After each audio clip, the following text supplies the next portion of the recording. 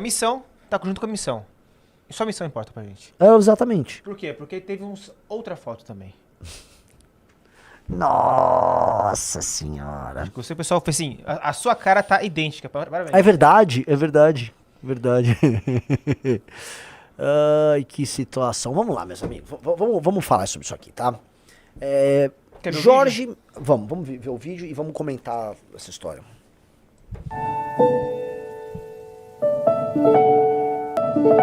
É meio tem uma afetividade. Tem um beijinho do Messias ali, ou não?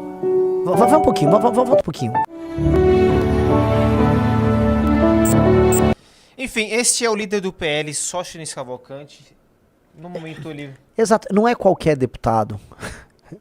Ele é o líder do PL na Câmara, o Sóstenes.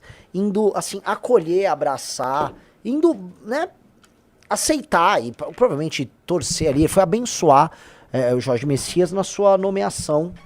E por que você falou de nomeação? Porque, cara, sabatina é pra inglês ver. Todo mundo sabe que o resultado já tá pré-determinado e que vai haver um mini teatrinho que vão fingir alguma oposição. E aqui começa a nossa discussão de hoje.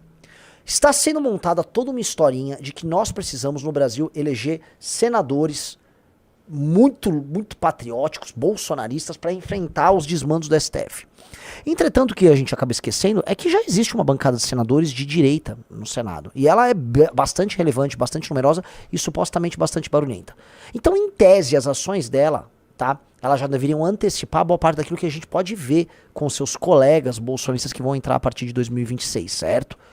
E o que a gente tá tendo de antecipação? A mesma covardia de sempre. Ou seja, o Lula pode mandar quem ele quiser, que o Senado vai acatar. Vai dar uma chorada daqui, dali, mas essa é a realidade. Essa é a realidade. Então, o que eu percebo, assim, de maneira clara, é que estão te entregando um novo teatro. Um teatro em que várias figuras vão lá. Ah, esse STF, tô muito bravo. Eu sou antissistema, hein, ó. Briguei com o STF. Mas o padrão é o mesmo. Porque que diabos os senadores atuais que estão compactando com essa besteira não estão, na prática, apenas fazendo aquilo que os novos senadores vão fazer? Por que diabos o Carlos Bolsonaro vai ser diferente do seu irmão Flávio? No fundo, o Senado brasileiro é composto de homens fracos, que em grande medida estão lá para fazer negócio ou cuidar das suas carreiras, e que não vão querer se indispor com o STF. E que se o STF permanecer, e como todo mundo tem um rabo solto aqui e ali, vai ser pego. Tum.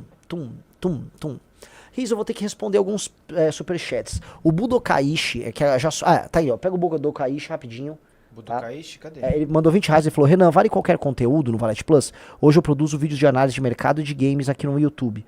Óbvio. Não. Você pode produzir o que você quiser. A não ser que você produza conteúdos com pornografia, com coisas que, de acordo com o nosso marco da internet, eles não vale a pena, nós vamos derrubar, tá? E ali tem curadoria nossa, então nós vamos estar sempre de olho. O Rezek Henrique disse: estudei e me formei nos Estados Unidos através de bolsas de estudo. E hoje faço conteúdo sobre isso. Esse tópico óbvio, já pode começar a fazer. Então, voltando aqui, tá? Eu acho, tá, que a galera tá comprando aqui um barulho que vai decepcionar muita gente. E eu acho que talvez essa seja a última das decepções. E por que eu digo isso? Porque eu percebo uma derrocada monumental do bolsonarismo, tá? É uma derrocada triste, lenta, que acontece de maneira paradoxal, porque o senhor Flávio Bolsonaro, ele não está mal nas pesquisas, né? E na verdade seu número reflete no fundo a rejeição ao Lula e o recall da última eleição, e não vamos dizer, a qualidade moral, técnica, política do senhor Flávio. E ele tem a base completamente carcomida, tá? O que ele tá sofrendo na mão dos novinhos do Valdemar, que vem a ser o grupo do Nicolas, que é um grupo de jovens, homens jovens, na maior parte gays enrustidos, traiçoeiros, tá? Inclusive, né, né? Boa parte deles ex-MBL, né? O que diz muito sobre isso tudo. Então, esses caras, eles vão fazer o que eles sabem fazer de melhor com o Bolsonaro. Eles estão traindo o Bolsonaro todo dia. Todo dia traindo.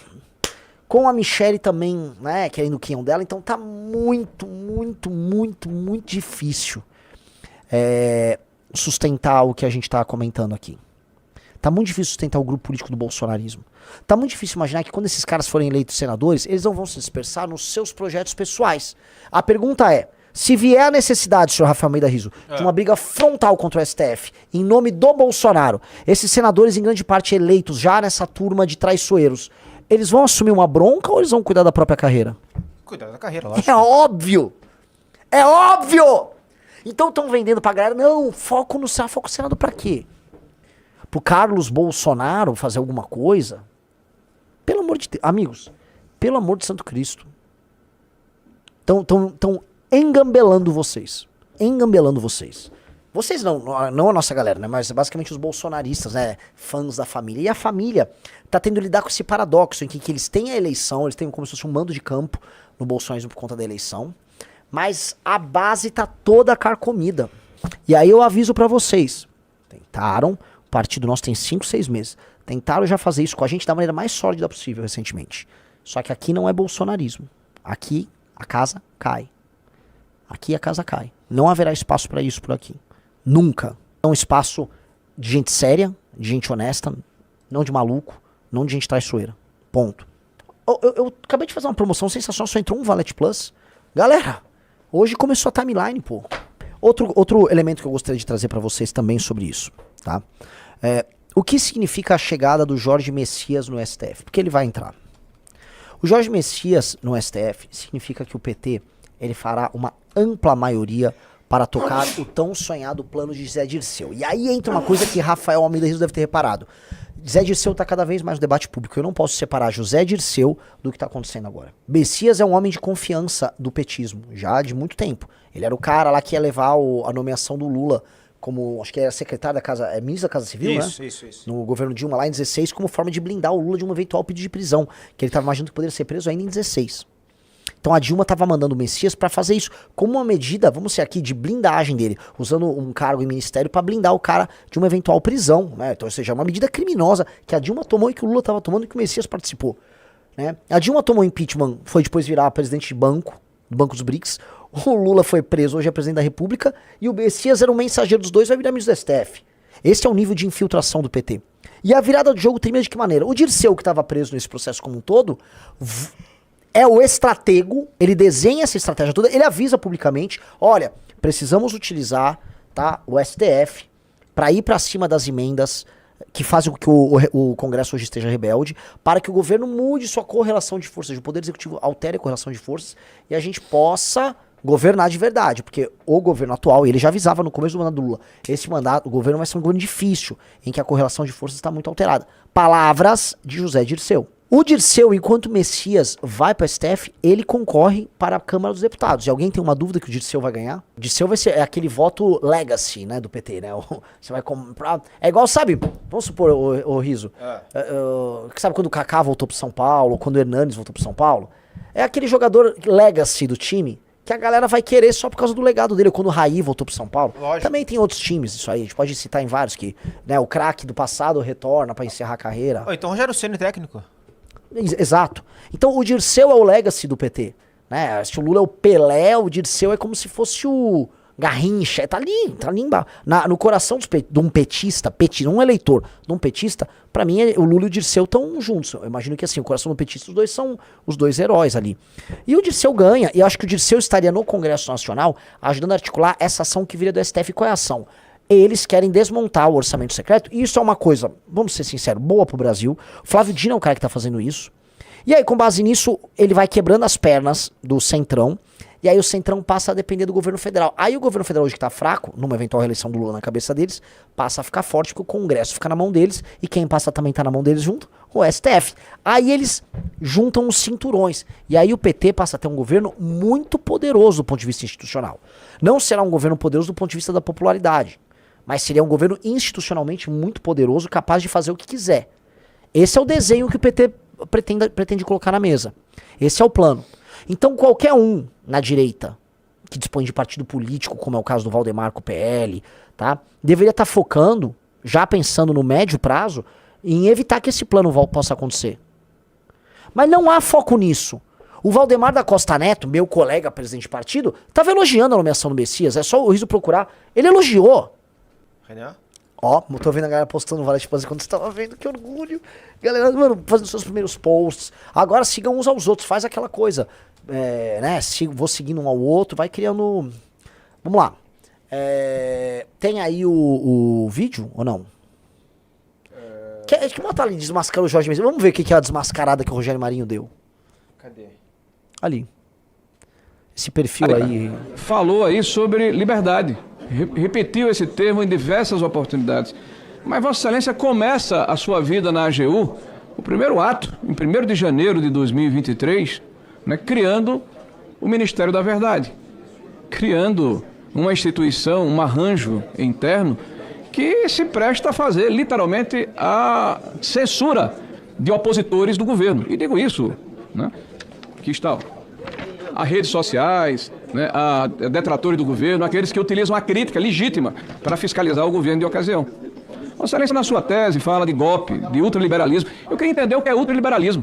Me parece mais um jargão, uma palavra que é colocada entre iniciados, que tanto Temer como Bolsonaro são ultraliberais, que a reforma da Previdência é draconiana, que a agenda econômica de Bolsonaro instituiu garantias legais aos capitalistas. Me parece um jargão utilizado, né, que era do Muro de Berlim, na década de 80. Nossa, que chato, cara. Você também, Rogério Marinho, tá com o argumento do Muro de Berlim, só que do outro lado, cara. Qual a utilidade dessas coisas? Tô pegando as contradições desse esquerdista, hein? É óbvio que ele tá instrumentado pelo Lula. Só que é o seguinte, vocês estão deixando passar. Aí faz um discursinho só pra jogar pra base. Falei verdades inconvenientes, hein? A essa ele não vai resistir. Já cansou. Isso já cansou. Quer ver uma pessoa que fala sério sobre esse assunto? Esse cara aí, ó. Cargos e 12 bilhões de reais para que o Senado aprove o Bessias. E atenção, esse vídeo não é sobre o Bessias. Lula quer colocar seu menino de recados, o Bessias, no STF. Lembra dele? O famoso Bessias envolvendo a Dilma e o Lula? Lula, deixa eu te falar uma coisa. Seguinte, Fala, eu tô mandando o Bessias junto com o papel pra gente ter ele e só usa em caso de necessidade, que é o termo de posse. Pois é, esse cara muito provavelmente será ministro do STF e vai contar com a incrível ajuda do PL, sim, do PL do Valdemar da Costa Neto e do Flávio Bolsonaro. Presta atenção. Todas as informações que eu tenho do Jorge Messias ele é lógico, é Lula fechado, é PT fechado, mas é um camarada de bem.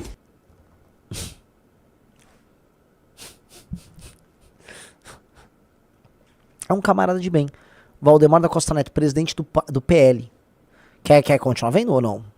E não é só a fala do Valdemar. O próprio Flávio Bolsonaro, conforme as notícias demonstram, teve suas reuniões junto com a turma do governo para ver se aprova ou não a nomeação do Bessias. O que está pintando aqui é mais uma dessas supremas marmeladas que envolve direita e esquerda, todos juntos em nome da impunidade. Essa turma quer fazer você crer que você precisa eleger o Carluxo pro Senado e toda sorte de picareta e mamador que vão fingir que estão lutando contra o STF enquanto apoiam todas as nomeações do PT para a Suprema Corte. Nesse instante, o Bessias não dispõe de tantos votos no Senado, mas que infelizmente conta com votos também da dita direita para chegar lá no seu sonho almejado. Nós precisamos barrar isso e eu conto com você. Vamos fazer pressão nos senadores, inclusive nos direitistas antissistema, para que esse absurdo não aconteça. Já compartilha esse vídeo porque esse absurdo não pode prosperar. Meu nome é Renan Santos e eu sou pré-candidato. Pessoal, é o seguinte, vem aqui nesse vídeo, clica no coraçãozinho aqui, ó. Depois nesses flechinhas aqui, ó. Isso é muito bizarro. Essa história toda é bem grotesca. E eu acho, tá? Que assim, foram 3 nomeações do Lula, até agora. Né? Ele nomeou o advogado dele, e aí disseram, não, tá tudo bem. Se eu não me engano, ele era cristão, né? Tinha um lance que ele era conservador. O Zanin. O Zanin é conservador, ele é cristão. Galera, o cara é cristão, vamos, né? O segundo foi Dino. o Flávio Dino. Não, é estratégico, se a gente não, ele vai pra cima da gente, tal. Agora, né, não, vamos fingir direitinho, tal. Enquanto isso, Flávio se reúne com ele. O que rola? Eles estão montando um grupo político que eles são majoritários. Não é mais o grupo do Gilmar, tá?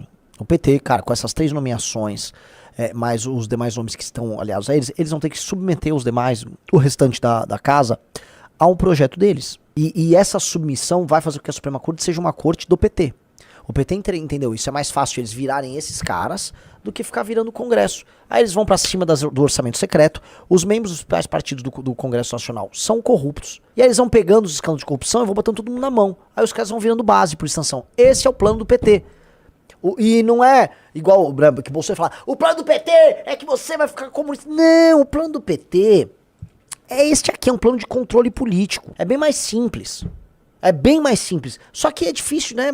É difícil. Eu tô lidando com eu tô lidando com o Sóstenes Cavalcante, que vai lá, diante de tudo isso, e abraça o cara e tal. Porque tá nem ligando. Eles não estão ligando. Os bolsonistas sabem que o eleitor é fácil de enganar, então eles nem disfarçam mais. E aí tem que gravar esses vídeos. Vamos ver, vamos ver o Sóstenes aí falando.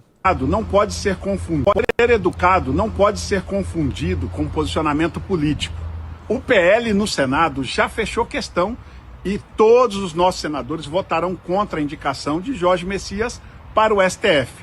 Hoje, ao cumprimentá-lo, foi um princípio de educação. Na convivência política a gente se conhece, já fui recebido pelo AGU algumas vezes para tratar de assuntos de interesses do meu estado, de interesses da bancada do PL, e o cumprimento é um princípio de educação. Mas fiquem tranquilos, toda a bancada do PL votará contra a indicação de Jorge Messias para o STF. Eu vou mostrar pra vocês como é que é um cumprimento educado, tá? Vamos lá. O riso tá aí, o riso é o Messias.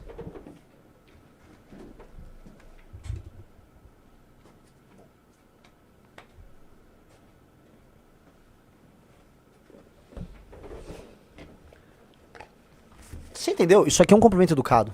Simples, sem muita firula. Ele foi educado. Cheguei no riso e foi embora. O cara ficou abraçando o cara. Outro deu um beijinho na lapela dele. Que porra é essa? Que papo furado é esse? Entendeu? Então, lógico que ele tá se explicando, mas assim, pior ainda é o teatro. Pior é o teatro, tá? E é um teatro que é entregue e o bolsonarista vai ficar lá. Porque a esquerda, não sei o quê. Vocês não estão entendendo, tem esquerda nenhuma aí, tem nada. Isso é um teatro, merda. Lembre-se que recentemente todos eles estavam juntos discutindo abafar qualquer coisa que houvesse do Banco Master em nome da anistia. Olha o papo. Todos eles, vamos lembrar, o Sóstenes, esse aí, né? E o Nicolas estavam apoiando a PEC da blindagem, que beneficiava toda essa turma. PEC da blindagem, que beneficiava inclusive o presidente de partido político. Dica, é isso aqui. É esse o jogo. Bom, prosseguindo aqui, meus queridos amigos. Esse é o tema do dia. E assim, vocês vão aturar, tá? E nós temos que derrotar o PT. E pra derrotar o PT, a gente precisa derrotar o Flávio Bolsonaro antes. O Flávio, e a coisa tá pintando, o Flávio perde para o PT no segundo turno. A curva, em todas as pesquisas demonstram, a curva de rejeição do Lula, ela parou de aumentar. E mais, já você teve as desonerações, você tem o gás, você tem a energia elétrica. O Lula vai pegar aquele eleitorzinho ali dele e vai lá tirar o que dá. A lei de papel diminui a rejeição.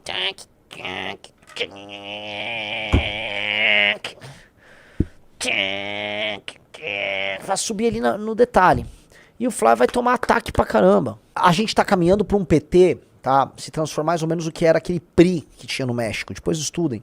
Que é um partido meio hegemônico. E sim, cara, desde 2003, né, depois da eleição de 2002, o PT perdeu uma eleição. E isso porque o Lula estava preso. Ele só perdeu uma eleição, ele ganhou tudo. Então, assim, direita preguiçosa, tá? O antipetismo preguiçoso que nunca focou no Nordeste, que nunca olhou para esse eleitor do Lula e falou, vou tentar me comunicar com esse cara. Nunca tentou criar instrumentos de poder. Elite preguiçosa, elite econômica, elite financeira preguiçosa, que ficam esperando, né, líderes políticos decidirem o que vai ser feito. Não dá, cara. Não dá. Só que graças a Deus, né, uma turma montou um partido chamado Missão, e esse partido chamado Missão vai ser a resposta natural a esse processo. Um cara botou, Flávio fez algum discurso pesado contra o Messias? Tô curioso, ele falou alguma coisa? Eu vi ele falando uma pergunta ali, mas não... É que o discurso pesado tinha que ser pesado. Pesado. Os caras não fazem nada. Vamos ver o que o Felipe Moura Brasil tá trazendo aí sobre o caso. Ele tá fazendo um ótimo trabalho jornalístico. Ah, foi ele? Ah, é verdade, foi ele. Então o Flávio é um vagabundo, cara. Só um vagabundo. Vagabundo. Tá? O Alisson perguntou, o que você espera do novo álbum dos Strokes? Eu acho que será um bom álbum. Muita gente gostou do último, eu não gostei tanto do último, não. Não é muito pegar essa coisa meio anos 80. Espero que eles não fiquem tão enveredados nos anos 80. Eu gosto muito quando os Strokes era uma pegada meio 77, 79, com sua modernização. Eu tô vendo aí, né? Um cara falou, Renan, olha pra mim, vamos retirar o Arthur da missão? Não, cara, não vou retirar o Arthur da missão. Não vou retirar ninguém da missão. Tá? Só vai sair da missão e do MBL quem estiver sendo canalha e traidor. É isso, canalha e traidor. Okay. Pessoal, like na live. Renan, eu tô com muito receio agora de ser considerado um cara mal educado. Por quê? Eu não abraço os caras que eu conheço assim, ó. É, né? Imagina eu passar assim pra um homem não ter todo esse carinho aqui, ó. Se você gostou do vídeo, se inscreva. Se você gostou do vídeo, se inscreva.